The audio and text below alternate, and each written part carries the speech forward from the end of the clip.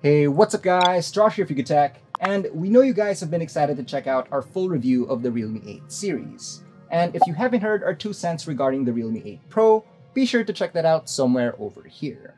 But if you've already seen that video and you still want to know more about its little brother, then maybe this one's for you. Now, there are a couple of key differences between these two phones, but will the Realme 8 be enough to be better than the Pro variant? Let's check out some more.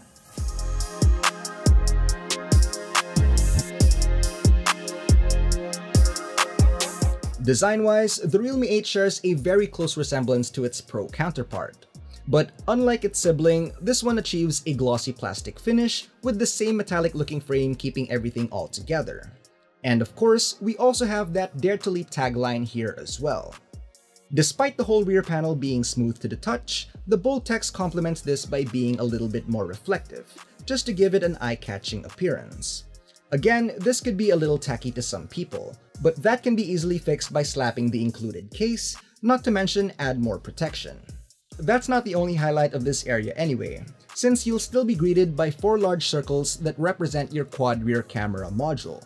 On the left is a triple card tray for 2 nano-sized SIM cards and a micro SD card with expandable storage up to 1 TB, while on the right are the volume keys and the power/lock button. You'll find nothing at the top except the secondary microphone, and underneath is a 3.5mm audio jack, the main microphone, a USB Type-C port, and a single bottom firing loudspeaker. Checking out the display, we're getting a 6.4-inch Super AMOLED panel with Full HD Plus resolution, the same screen that you'll be getting with the Pro. It has a pixel density of about 411 pixels per inch, and maxes out at 1000 nits as well, making this a no-brainer to use even under the sun.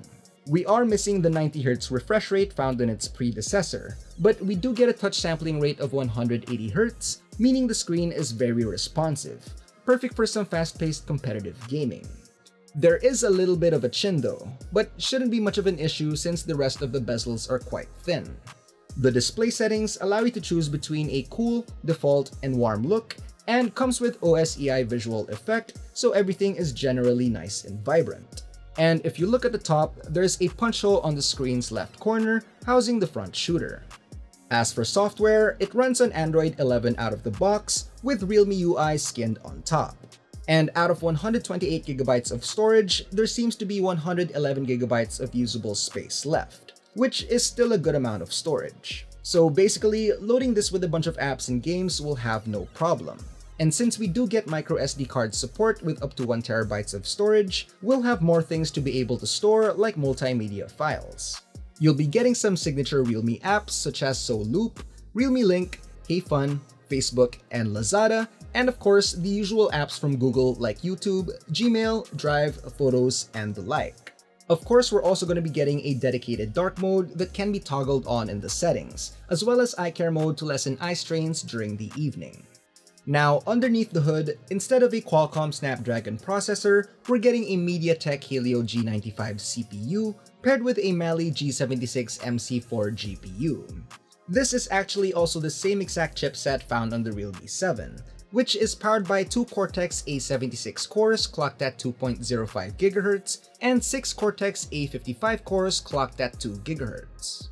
Taking it up for some gaming, we're gonna fire up some of the usuals. Checking Call of Duty Mobile first, the graphics and frame rate setting will be set to high by default. And as smooth as it already is, both can still be bumped up to very high and even have the frame rate maxed out, so no problems here. Next up is PUBG Mobile, and taking a quick look at the settings, it looks like we're at HD graphics with the frame rate set to high as well, and is the max this is going to be able to handle. Although far from being able to handle the highest quality, it's still very much playable and does not stutter and hang, which is more important. Our third game on the list is Mobile Legends Bang Bang. No surprise that this can run very smoothly, even with raised settings. It plays at high by default, with shadows off and HD plus HDR set to on. With optimized frames enabled, it feels like we're running at 60 FPS, and doesn't feel too much different from using a higher spec device. And last but not least is Genshin Impact, which is probably one of the hardest games to run on Android currently. Surprisingly, we were able to achieve medium settings by default and managed to get some good action out of this.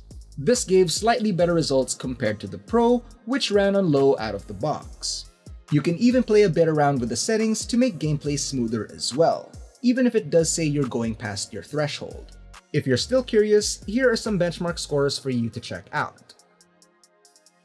The Realme 8 supports Wi-Fi 5, Bluetooth 5.1, FM radio, and sat-nav systems. But apart from the lack of 5G, we're also missing NFC capabilities. So if you often use this feature, just keep that in mind. And of course, as for security, we're getting an in-display fingerprint scanner along with face unlock. Powering everything is a 5000 mAh capacity battery, which is slightly larger compared to the Pro, and on average is more than enough to last throughout the day, just as long as you're not the type to game for hours on end. In our standard video loop test, which entails a 1080p video playing at 50% brightness and 50% volume, it gave us an impressive 23 hours and 39 minutes, which is just 20 minutes shy from a full 24 hours. And as for charging, the Realme 8 comes with a 30-watt dart charger out of the box and takes about 1 hour and 20 minutes to reach from 0 to 100%. The Realme 8 comes with a quad camera consisting of a 64-megapixel main lens, an 8-megapixel ultrawide, a 2-megapixel macro, and another 2 megapixels for depth sensing, while at the front is a 16-megapixel selfie shooter. Now, although the Realme 8 Pro does boast a larger rear shooter, that doesn't mean a 64-megapixel camera isn't just as good. We were able to get great photos during daylight and still managed to get a good amount of detail without too much noise. The color reproduction is alright, and is possible to still get that natural look. Turning AI color enhancement on does help in some situations, but sometimes it tends to look a little bit oversaturated, especially when it comes to nature and plants. But it's nice to see that portrait mode does work like a charm with decent subject background separation. We also get this purplish tint in some photos, but thankfully it doesn't occur all the time. The Realme 8 is also capable of up to 10 times digital zoom, and although it's pretty blurry, at least it still gets the job done. When it comes to night mode, you'll get a mixed set of results depending on how much light is available for the camera to use. So if you're in a spot with almost no source of light, then it won't be making much difference except maybe make things a little bit sharper with some added contrast. But if you are in a place with a fair amount of lighting, like this shot of the scooter that's nearby a lamppost, it does make a notable difference. When it comes to selfies, beauty features will be switched on by default, and frankly, we just wish it was the other way around. Nevertheless, shots were still fairly decent with that 16-megapixel shooter, so no complaints here. Okay, now that we've checked out some sample photos, let's see how video recording holds up. Okay, so this is the Realme 8 recording at 1080p at 60 frames per second with ultra stabilization turned on. Now we're just going to be doing a quick walk around the rooftop, and let's just do some quick jogging as well. Pan to the left, pan to the right. What do you guys think? Okay, so right now we're recording the Realme 8 at a resolution of 4K. And with this, you're going to be losing a couple of things. The first being that ultra stabilization feature, and the second is the 60 frames per second option. But even though, detail is still pretty good, and the colors are looking quite nice. What do you guys think?